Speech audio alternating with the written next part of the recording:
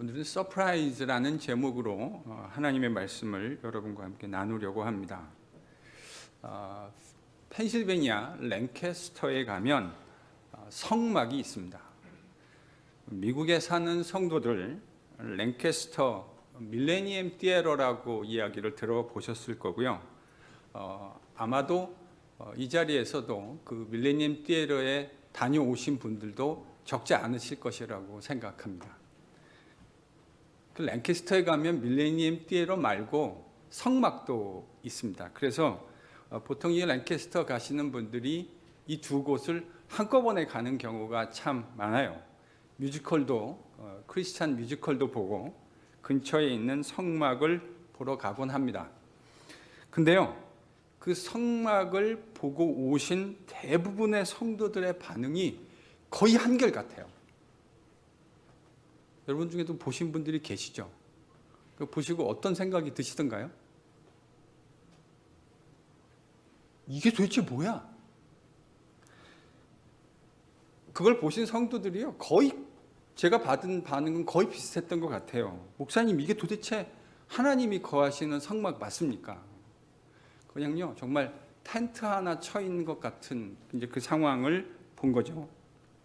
보잘것 없습니다. 이 보잘것없는 정도가 아니고요, 정직하게 얘기하면 초라하다고 말해야 정직한 표현일 것 같아요. 도대체 이 성막이라는 것이 우주의 창조주 하나님이 거하시는 곳인데, 여러분 그 성막을 보고 나면 이런 생각이 듭니다. 야, 우주의 창조주가 거하신다고 하는 이 성막의 의미가 도대체 무엇일까 하는 것을 다시금 생각해 보지 않을 수가 없습니다. 하나님의 거하시는 처소로서 이 성막이란 건 정말 서프라이즈가 아닐 수 없습니다. 하나님이 거하시는 처소만 서프라이즈가 아니에요. 오늘 본문에 등장하는 이제 하나님이 이루어 가시는 그 하나님의 나라에 대한 이야기가 이제 사도행전 3장부터 본격적으로 기록되어져 나올 텐데, 이 이야기도 서프라이즈입니다. 도대체 어떤 서프라이즈가 있는 것인지 여러분과 함께 오늘 묵상해 보고자 합니다. 오순절날 성령이 제자들에게 임하셨습니다.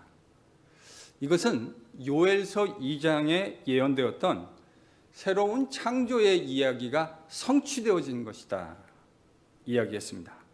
베드로는 지금 성령에 의해서 이루어지고 있는 이 새로운 창조의 사건이 예수 그리스도의 십자가의 죽음과 부활과 직접적으로 연결되어 있다고 이야기했습니다. 정확하게 얘기하면 예수님의 십자가의 죽음과 부활이 있었기에 새로운 성령의 창조의 사역이 가능했다, 이런 취지로 설교했습니다. 이 설교를 들은 사람들의 마음속에 큰 찔림이 있었습니다. 베드로는 그 찔림을 받은 사람들에게 너희가 회개하여 각각 예수 그리스도의 이름으로 세례를 받고 죄 사함을 얻어라.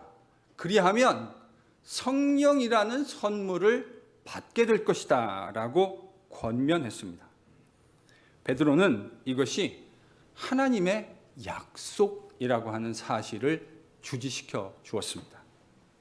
그들뿐만 아니라 그들의 자녀, 모든 사람들, 주 우리 하나님이 얼마든지 부르시는 자들에게 이 약속이 유효하다는 사실을 분명하게 이야기해 주었습니다. 베드로의 설교를 들은 사람 가운데요, 그날 하루에만 3,000명의 회심자가 일어났습니다. 정말 놀라운 역사가 아닐 수 없죠. 하루에 3,000명이 베드로의 이 설교 한 편에 회심을 하게 되다니요. 숫자만 놀라운 것이 아니죠. 그들이 어떤 삶을 살아갔는지를 이야기해주는 누가의 이야기는 정말 놀랍지 않을 수 없습니다. 그들은 자신들이 가지고 있는 사유재산을 사도들의 발 앞에 다 내려놓고 통용할 수 있을 만큼 레디컬한 삶의 변화를 보여주었습니다. 누가는 회심한 그들에게 어떻게 이런 놀라운 변화가 일어났는지 누가는 그 이야기를 매우 담백한 필체로 기록해 주었습니다. 그들은 먼저 사도들의 가르침에 집중했습니다. 주님이 만드시는 세상에 대한 그림을 그려가는데 주님이 가르쳐 주신 그 가르침의 내용이 무엇인지 모르고 어찌 그 일이 가능할 수 있겠습니까? 그래서 그들은 사도들을 통해 주님이 가르쳐 주신 가르침이 무엇인가 그 내용을 숙지하고 집중했습니다. 그 가르침을 따라 오순절날 만들어졌던 제자들은 진정한 성도의 교제를 나누게 되었습니다. 그 성도의 교제의 핵심이 단순한 사교 모임이 아니라 했습니다. 그것은 그들이 떡을 뗐다라고 하는 것을 통해서 설명되어진다고 말씀드렸습니다. 그들이 떡을 뗐다고 하는 것은 그들의 모임의 핵심이 주님의 십자가와 부활이었다고 하는 것을 의미합니다. 그들은 주님의 십자가와 부활이라고 하는 관점에서 자신들에게 주어진 이 새로운 삶의 의미를 조명하고 자신들은 무엇을 위해서 인생을 살아야 하는가 고민했습니다. 그 새 창조의 삶이 자신들의 삶에서 어떠한 모습으로 구현되어야 하는가 하는 것을 그들은 모일 때마다 떡을 떼며 되새겼습니다. 그리고 그들은 주님이 그리시는 그 세상을 함께 꿈꾸며 그 비전을 위해 함께 기도했습니다. 그들이 그렇게 살아갔던 삶의 방식은 당시 온 유대인 백성들에게 칭송을 얻었고 주님께서 그 결과로 구원받는 백성의 숫자를 날마다 더하여 주셨다. 누가는 우리에게 그렇게 기록해 주었습니다. 오늘 본문에는요, 이러한 오순절날 엄청난 역사 후에 예루살렘 성전이라는 곳에서 일어난 하나의 에피소드를 기록해 주고 있습니다. 이 에피소드가 가지고 있는 의미를 저희들이 본격적으로 묵상하기에 앞서서 우리는 잠깐 멈추어 서서 지금 누가가 기록해 주고 있는 이 사건, 누가복음 3장에 일어나고 있는 이 사건이 그냥 랜덤하게 발생한 것이 아니라 주님이 이미 가르쳐 주신 그 가르침의 내용대로 주님이 말씀하신 그대로 지금 성취되고 있다. 그 약속이 이루어지고 있다라는 관점에서 본문을 묵상해야 합니다. 어디를 봐야 할까요? 사도행전 1장 8절 말씀입니다. 사도행전 1장 8절 말씀입니다. 같이 한번 읽죠. 시작. 오직 성령이 너희에게 임하시면 너희가 권능을 받고 예루살렘과 온 유대와 사마리아 땅끝까지 이르러 내 증인이 되리라 하십니다. 여러분, 이 말씀은요, 주님이 부활하신 후에 제자들과 함께 계시다가 승천하기 아마 직전에 제자들에게 이 이야기를 하신 것으로 보입니다. 주님이 뭐라고 그러셨냐면 성령이 임할 거다. 성령이 임하면 제자들이 뭘 받게 된대요? 권능이요. 파워를 받게 된다고 얘기했죠. 근데 이 권능이라고 하는 건 뭐로 드러나게끔 돼 있다고 8절은 이야기하고 있습니까? 권능 받는 것의 결과와 목적이 뭐죠? 증인되는 겁니다. 증인되는 거예요. 그러니까 권능을 받아서 역사를 일으킨다, 이게 목적이 아니고요. 권능을 받아서 증인이 되는 것이 주님이 가르쳐 주신 성령 받는 것의 목적입니다. 주님이 말씀하신 대로 제자들은 오순절날 성령을 받았습니다. 그리고 그들은 권능 받아서 주님의 증인이 될 것이라고 주님이 말씀해 주셨죠. 제자들이 주님의 증인됨을 통해서 엄청난 하나님의 나라의 그 역사가 이루어질 것이라고 주님께서 제자들에게 그 일이 이루어지기 전에 미리 말씀해 주신 겁니다. 주님이 말씀하신 이 권능, 성령이 임하시면 권능 받고 증인되는 것은 이게 보면요, 본문 가운데 있죠. 순차적으로 지리적으로 연결되어져 있어요. 먼저는 어디서 증인이 되는 겁니까? 예루살렘에서요. 그리고는요, 유다, 다음은요, 사마리아, 그리고 땅끝입니다. 그러니까 성령을 통해서 권능받고 증인되는 것이 예루살렘에서 먼저 이루어질 거다 말씀하셨고, 그 다음에 온 유대 지역에서, 그 다음으로는 사마리아, 그리고 마침내는 땅끝. 이것이 주님이 미리 말씀해 주신 내용이었습니다. 이런 관점에서 사도행전은요, 그러니까 1장 8절의 관점에서 사실은 읽어가시면 돼요. 주님이 성령 받으면 권능 받고 증인된다 하셨는데 예루살렘, 유다, 사마리아 땅끝. 그래서 3장부터 이제 7장까지는요. 예루살렘에서 어떻게 제자들이 증인되느냐 하는 얘기가 나오고요. 그 다음에 유다의 이야기, 사마리아 전도, 그리고 본격적으로 전 세계 땅끝으로 제자들이 복음 전하는 이야기가 기록되어져 있습니다. 자, 이런 관점에서 이해하면 여러분 사도행전 2장의 기록은 주님이 1장 8절에서 말씀하시는 것 중에 뭐에 대한 성취죠? 성령이 임할 것이다. 성령이 임하면 제자들이 권능받게 되고 그 결과로 예루살렘에서 증인될 것이다라고 하는 이 이야기가 이미 바로 그 순간부터 성취되고 있는 것의 이야기예요. 정말 주님 말씀하신 대로 제자들은 성령을 받았습니다. 성령을 체험하고 나서 그들에게 눈에 두드러지게 나타나는 특징이 있는데 그것은 그들이 담대하게 예수님의 복음을 증언했다는 데 있습니다. 주님이 말씀하신 대로 되어진 것이네요. 베드로는 정말 그 여자 종 앞에서 자신의 생명을 보존하겠다고 구차하게 변명하고 주님을 저주까지 했던 베드로가 지금요, 이 유대인들, 살벌한 유대인들 앞에서 거침없이 설교했습니다. 이 설교를 통해 오순절날 하루에만 3,000명의 회심자가 일어났습니다. 예루살렘에서 이렇게 말해도 괜찮을 것 같아요. 전무후무한 회개의 역사가 일어난 겁니다. 이 오순절날 성령이 강림하신 사건을 시작으로 이제 제자들은 예루살렘에서 주님의 증인으로 세워지게 되는 겁니다.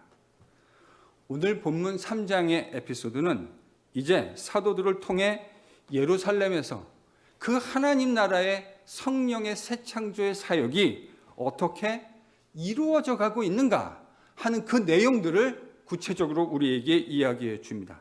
근데요, 여기서 또 잠시 한번 저희들이 호흡을 가다듬고 멈추어 서서 질문을 하나 좀 던져볼 필요가 있을 것 같아요.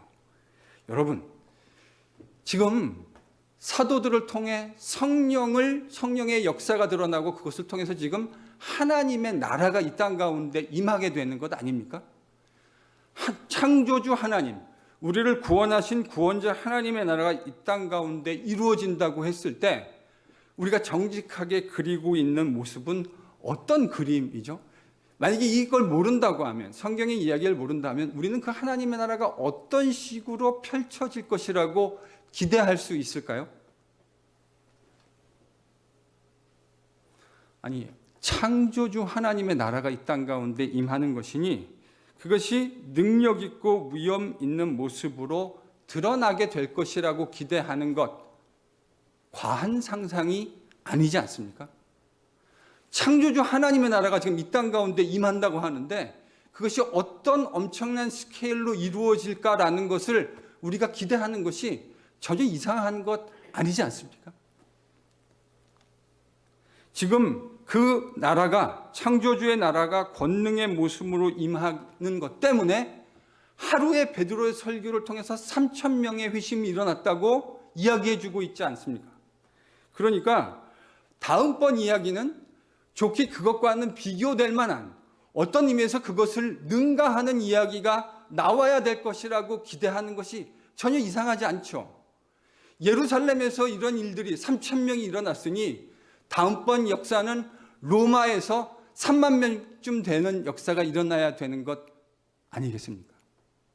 그게 우리가 쉽게 하나님의 나라가 나타날 때 사도행전 3장부터를 아직 안 읽었다고 한다면, 그 시기를 우리가 같이 살아가는 동시대인들이라고 한다면 그와 같은 일들이 일어날 것이라고 추측하고 기대하는 것 전혀 이상할 것이 없을 것 같습니다. 그런데요, 하나님의 나라는 팍스 로마나를 가져온 로마 제국의 핵심부에서 일어나지 않았습니다. 오늘 본문을 보면 어디에서 이 하나님의 나라 역사가 시작되고 있죠? 팔레스틴 예루살렘이요. 팔레스틴의 예루살렘에서 이 역사가 시작됩니다. 거기까지는 괜찮을 것 같아요. 왜냐하면 유대교 이 시스템에서 예루살렘이라는 건 말할 것도 없이 핵심 중에 핵심이었습니다. 그 예루살렘의 핵심은 바로 성전이었잖아요. 근데 오늘 그 이야기가 예루살렘 성전에서 일어나고 있으니 여기까지는 우리가 얼마든지 기대할 수 있을 내용일 것 같습니다. 하나님의 나라의 지평이 확장되어지는 핵심 장소로 성전이 등장했다. 이건 전혀 이상할 것이 없어요. 예루살렘 성전이 그 일의 중심부에 등장한다고 하는 건 매우 상식적인 일이라 할 수 있습니다. 예루살렘 성전이 등장했다면 당연히 어디가 핵심이 되어야 하죠? 성전 중에서도 성소 가운데서도 핵심은 지성소 아닙니까? 바로 거기가, 그러니까 만약에 이게 오늘날 같은 세릴라이트 그 카메라로 줌인을 만약에 해간다고 한다면 예루살렘, 팔레스틴의 예루살렘이 비춰지고 예루살렘에서도 성전이 비추어지고, 성전이 비춰지면 그 다음에 줌인은 어디로 돼야 돼요? 성소가 있고 그 성소의 지성소, 가장 깊은 곳이 핵심이 되는 게 상식일 것 같아요. 그리고 이 일에 있어서 주인공이 되는 사람들은 당연히 누가 될 것이라고 우리가 기대할 수 있을까요? 종교인들, 제사장들, 대제사장. 이것이 하나님의 나라가 시작되어지는 핵심에 등장할 것이라고 우리가 얼마든지 생각할 수 있는데, 그것이 우리가 일반적으로 그릴 수 있는 하나님 나라가 임하는 그림일 거라고 생각할 수 있을 겁니다. 그런데 오늘 누가는 이제 그 하나님 나라의 시작에 대해서 틀림없이 이야기해 주고 있고, 그 시작점에 예루살렘 성전이라는 것이 등장하는 것도 틀림없는데, 그 줌인되는 초점이 완전히 우리가 생각하는 그 초점을 벗어납니다. 우리가 기대했던 그 예상을 조금 빗나가는 게 아니라 완전히 빗나가게 돼요. 이 새로운 시작의 이야기에 성전이 등장하기는 하지만 지성소가 핵심이 아닙니다. 누가는 지성소에 관련된 이야기를 해주지 않아요. 핵심적인 주인공들도 제사장이 아니에요. 그러면 누가가 그려주는 하나님 나라가 본격적으로 이루어지는 장소는 어디이고 또 주인공은 누구입니까? 누가는 1절과 2절에서 그것을 이렇게 이야기하고 있습니다. 1절과 2절을 함께 읽습니다. 같이 읽죠. 시작.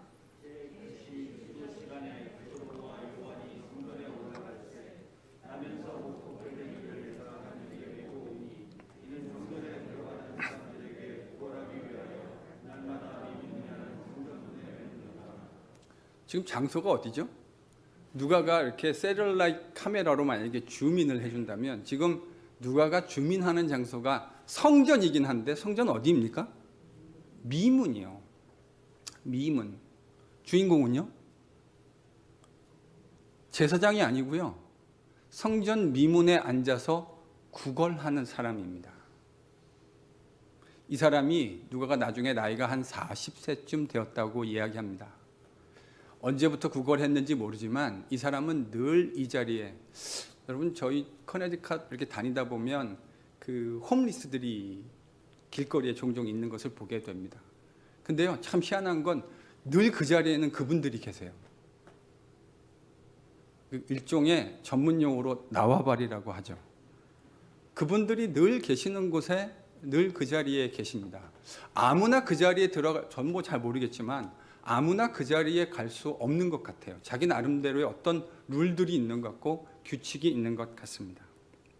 지금 이 성전 미문 앞에 앉아 있는 안진뱅이 거지는 40세가 넘는 인생 동안 늘 그 자리에서 그렇게, 그것도 자기 발로 걸어본 일이 없기 때문에 지인들이나 가족, 친구들에 의해서 늘 그 자리에 놓아져야 하는, 그래서 그 자리에서 수많은 하나님의 백성들이 성전을 출입하면서 그들에게 베풀어주는 그 동정심으로 살아가고 있는 사람이었습니다. 여러분, 이 미문이라는 건 beautiful gate, 정말 말 그대로 아름다운 문이라는 뜻입니다. 여러분, 성전을 가보시거나 혹은 영상을 보신 분들이 계실 거라 생각하는데요. 성전은 가장 바깥에, 외부에 이방인의 뜰이 있었습니다. 그 이방인의 뜰이 성전, 그러니까 성소의 남쪽에 위치해 있거든요. 그래서 거기서 돌아서 동쪽으로 들어가면 바로 성전 미문이 등장합니다. 근데 그 미문은요, 이 이방인의 뜰에서 성전 미문을 통과하면 여인의 뜰이 나와요. 그래서 그 앞에는 뭐라고 써져 있냐면, 이 안에 이방인이 들어가게 되면 죽임을 당할 수 있다라고 하는 경고문이 헬라 말과 라틴 말로 기록되어져 있었습니다. 그러니까 이방인은 더 이상 출입할 수 없는 그 경계선이 바로 미문이었던 거예요. 미문을 통과하면 이제 유대인 여자들이 들어갈 수 있는 여인들의 뜰이 나오고요. 그 여인들의 뜰을 통과해서 들어가면 유대인들 남자들이 출입했던 뜰이 나오고, 그 안에서 더 성소 쪽으로, 성전으로 가까이 가면 제사장들만 출입할 수 있는 뜰이 등장합니다. 그리고 제사장 뜰에서 성소가 나오고, 성소 안에 지성소, 가장 깊은 곳에 지성소가 위치해 있었던 겁니다. 그런데요, 하나님께서 베푸시는 하나님 나라의 일은 지성소나 성소, 제사장의 뜰, 남자들의 뜰, 이방인의 뜰에서 일어난 게 아니고요, 이방인들과 여인들을 갈라놓는 바로 그 경계선에 있었던 미문에서 시작되어집니다.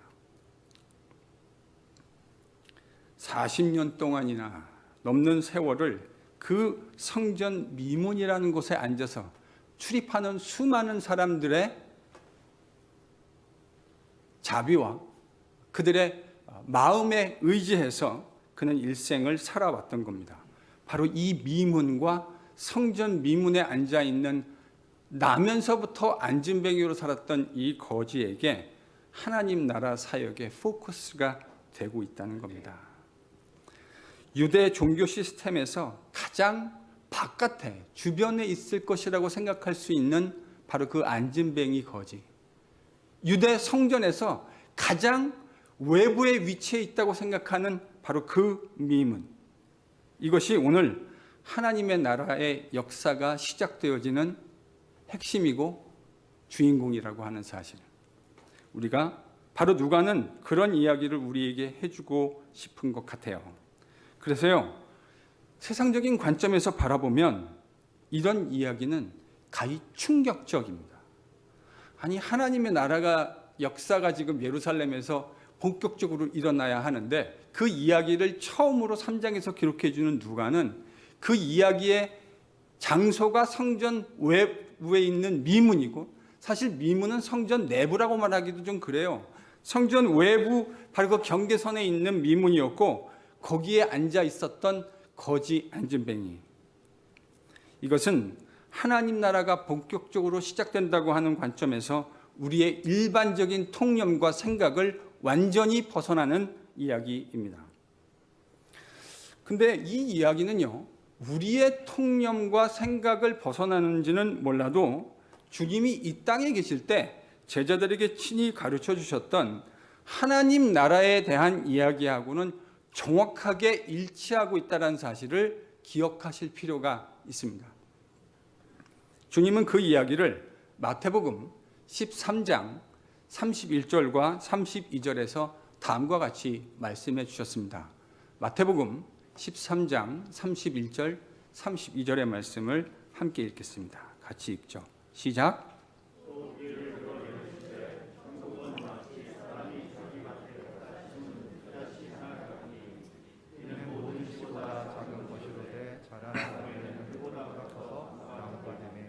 공중의 새들이 와서 그 가지에 지금 주님이요, 하나님의 나라, 지금 사도행전이 그려지고 있는 하나님의 이 나라를 이 땅에 계시는 동안 제자들에게 수도 없이 가르쳐 주셨습니다.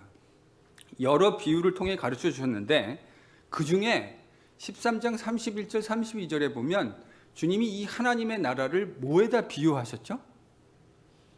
겨자씨요. 겨자씨 하나. 유대인들에게 겨자씨라고 하는 것은 매우 작다라는 것을 일컫는 관용적인 표현이었습니다. 겨자씨도 엄청나게 작은데 지금 그 겨자씨가 지금 어디에 있다고 주님이 말씀하시죠? 31절을 보면 그 겨자씨가 지금 어디에 있습니까? 땅 속에요. 밭 속에요. 아니, 겨자씨도 작은데요, 그 작은 겨자씨가 지금 땅 속에 밭 아래 들어가 있어요. 보이지도 않습니다. 그런데 놀라운 것은 그 보이지도 않는 그 작은 겨자씨가 결국은 자라서 나무가 됩니다.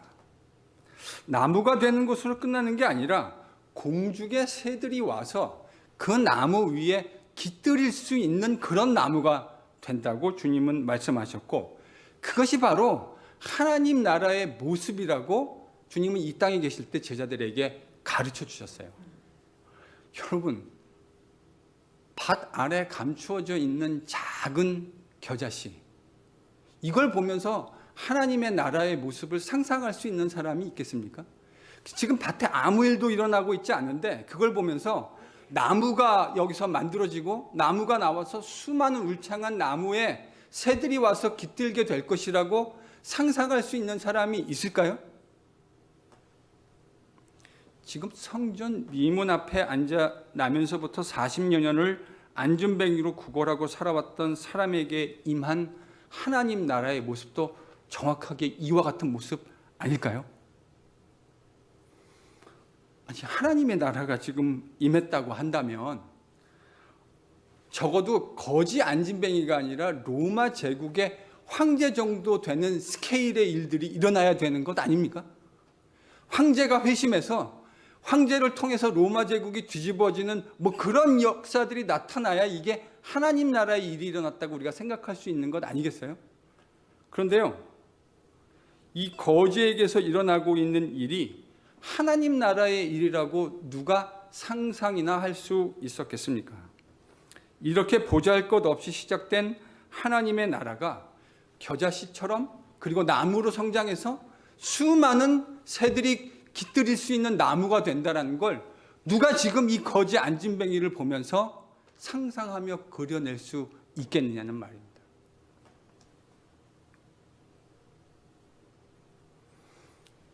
그런데요, 제가 이 본문을 묵상할 때 정말 놀라운 건 안진뱅이가 일어났다. 물론 이것도 놀라운 일입니다. 주님의 역사임에 틀림없죠. 예수 그리스도의 이름 안에 있는 역사임에 틀림없습니다. 그런데 저는 그 안진뱅이가 일어난 것도 놀라운 일이지만 사실 더 놀라운 건 다른 데 있다고 생각합니다. 누가는 그 놀라운 이야기가 베드로와 요한에게 일어났다고 하는 것을 먼저 우리에게 3절과 4절에서 이렇게 담백하게 서술해 주고 있습니다. 여러분, 본문 3절과 4절을 같이 읽겠습니다.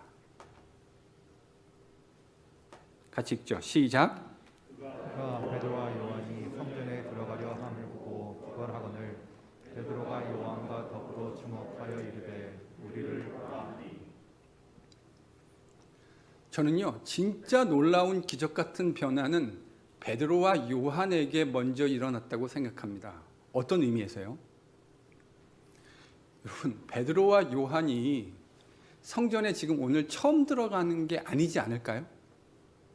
그들이 성전에 처음 들어갔다고 생각하는 것보다는 그들이 이 성전에 습관처럼 유대인들의 명절마다 와서 적어도 수도 없이 반복적으로 들어갔다. 그렇게 생각하는 것이 저는 상식적일 것 같아요. 여러분, 이 성전의 미문 앞에 앉아 있었던 사람은 오늘만 앉아 있었던 것이 아니지 않겠습니까? 우리가 늘 홈리스들 그 자리에서 목격하는 동일한 사람들을 보듯이 그 사람은 늘상 그 자리에 앉아 있었을 거예요. 근데요, 50일 전 같았으면 베드로와 요한은 저는 이런 거지 안진뱅이에게는 관심도 주지 않았을 것이라고 생각합니다. 여러분 원래 그렇잖아요. 자기가 관심이 없으면 그 사람이 있어도 투명 인간이 되는 것 아닙니까? 같은 공동체나 같은 직장에서 일을 한다 하더라도 내 관심사 바깥에 있는 사람은 그 사람이 물리적으로 존재하기는 하지만 나한테는 늘 보이지 않는 사람이에요. 물리적으로 안 보여서가 아니라 내 관심의 바깥에 있기 때문입니다. 이 거지를 베드로와 요한이 한두 번 본 것 아니라고 생각하는 게 상식적이지 않을까요? 만약에 50일 전에 지금 이 사건이 일어났다고 한다면요, 베드로와 요한은 이 거지를 거들떠 보지도 않았을 겁니다. 그 당시 베드로와 요한의 마음속에는 온통 야망이 꿈틀대고 있었기 때문이에요. 주님이 예루살렘에 올라가시면 자기도 주님과 함께 영광을 얻고 주님 바로 옆에서 통치하는 그 영광을 누릴 거라고 하는 야망에 붙들려 있어요. 여러분 그럴 때는요, 사람이 보이지 않아요.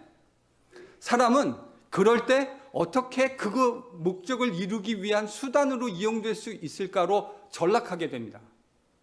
그런데요, 지금 예수님의 십자가와 부활이라고 하는 것을 자신들의 눈으로 목격하고 40일 동안 주님에게 가르침을 받고 난 후에 제자들의 태도가 완전 바뀌어져 있어요. 지금 예루살렘 지나가면서요, 이 미문 앞에 앉아 있는 거린, 이 거지 안진뱅이 한두 번 본 것이 아닐 텐데 전에는 전혀 그 사람에게 관심조차 두지 않았는데 이제 성전 예배 기도 시간에 그 성전에 아마도 베드로는 주님에 대한 복음을 증거하기 위해서 찾아갔겠죠. 그런데 그 자리에 앉아 있는 안진뱅이가 그의 눈앞에 들어오기 시작한 겁니다. 그래서 요한과 함께 주목하여 그를 바라보았다. 저는 진짜 기적이 여기서 시작되었다고 생각합니다. 흔히들 놓치고 진짜 기적이 이 안진뱅이가 자기의 발로 서는 것을 기적이라고 생각하는 분들이 계신데 틀림없이 기적이에요. 그러나 진짜 기적은요, 그것보다 그 앞에 일어났어요. 자기밖에 모르는 베드로 요한이 예수 그리스도의 진정한 사도로 변화되어진 것, 누가는 이렇게 담백하게 이야기해 주었습니다. 베드로와 요한은 지금 하나님의 나라가 눈길조차 줄 것 같지 않았던 이 거지 안진뱅이를 통해서 역사하고 있다고 이야기해 주고 있고, 베드로와 요한은 그것을 감지해낼 수 있을 만큼 성령에 예민하게 반응하고 있습니다. 저는 이게 진짜 기적이라고 생각합니다.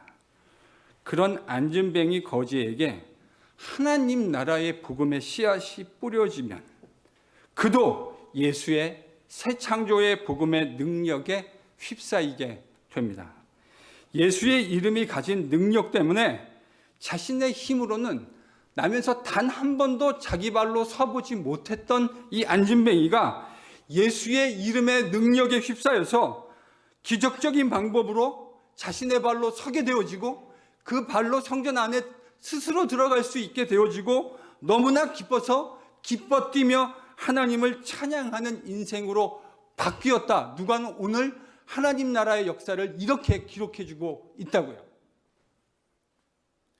이 안진뱅이 거지, 누구도 관심 갖지 않았던 바로 이 사람이 성전을 출입하는 사람의 동정심내 의지에서 하루하루를 연명해야 하는 운명을 가지고 태어난 바로 이 사람이 이제 자신의 발로 서고 뛰며 하나님을 찬양하는 온전한 예배자로 세워지고 있다. 누가가 지금요, 그 하나님 나라의 역사를 이렇게 담백하게 기록하고 있는 거예요.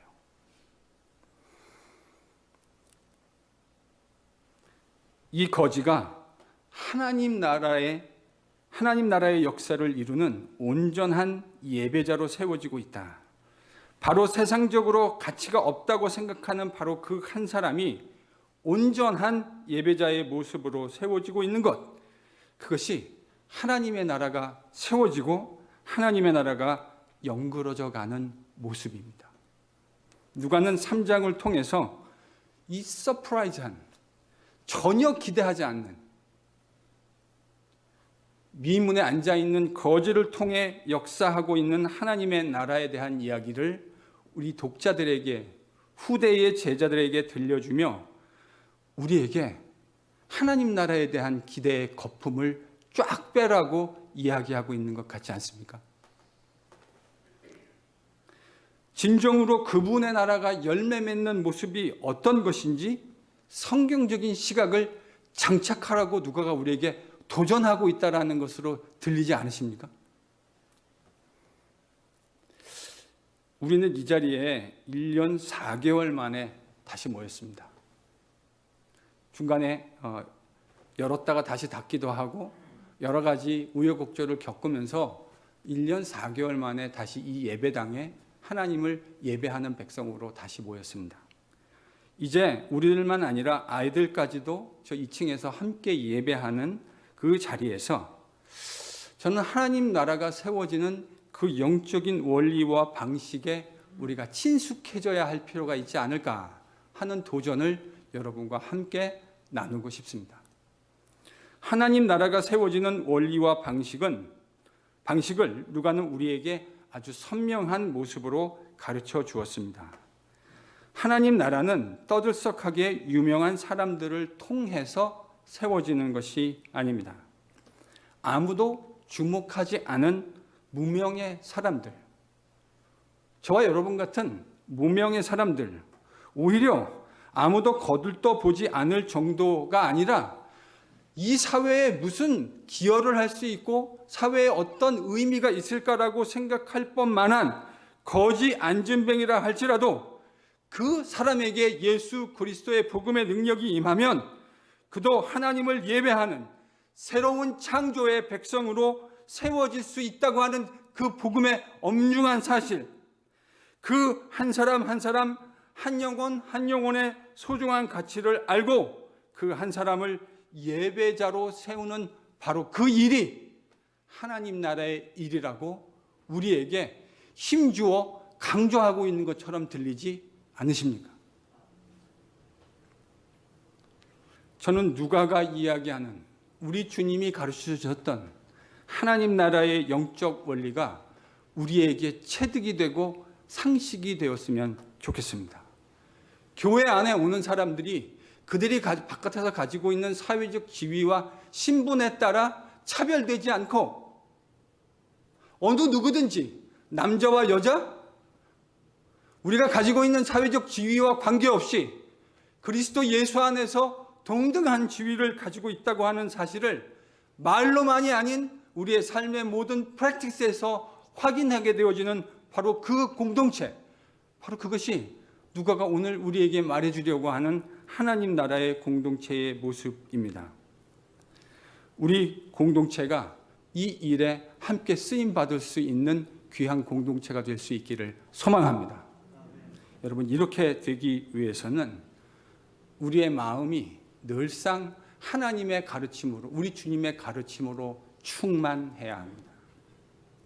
주님의 가르침으로 충만하지 않으면 우리는 세상이 어느 틈엔가 우리 안에 심어놓은 가치관을 따라서 생각하고 판단하게 되어 있어요. 이런 소망을 품는 공동체가 되려면 첫 번째 제자들이 그랬던 것처럼 우리들도 그 주님의 가르침을 근거로 주님의 가르침이 어떤 것인가를 먼저 최선을 다해서 체득해야 하고, 단순히 지식적으로 아는 정도가 아니라 그것이 우리의 삶에, 우리 영혼의 근육과 핏줄이 될 수 있게끔 바로 그런 수준까지 나아가야 하고요. 그런 가르침에 근거해서 그리스도인다운 진정한 믿음의 교제를 나누어야 합니다. 그래서 모일 때마다 주님의 죽으심과 부활의 관점에서 나는, 그리고 우리는 어떻게 살아야 하는지를 물어보고 늘상 묵상해야 합니다. 주님의 죽음과 부활이 만들어낸 새로운 창조의 세상에 부합하게 산다고 하는 것이 도대체 어떤 것인지 치열하게 묻고 또 물어야 합니다. 그 일들을 꿈꾸고 그 일들을 가지고 함께 기도해야 할 겁니다. 그럴 때에야 비로소 우리도 처음 제자들 베드로, 요한이 그랬던 것처럼 아무도 세상 사람들이 관심 가져주지 않을 것 같은 자를 통해서도 이루어지는 하나님 나라의 역사를 바라보고, 그를 바라보고 가슴 설레는 마음으로 응시할 수 있는 믿음이 생기게 될 겁니다.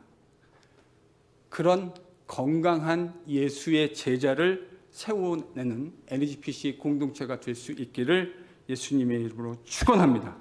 성령께서 우리 공동체 안에 이 새로운 일들을 일으켜내시기를 간절히 기도하며 동시에 축원합니다.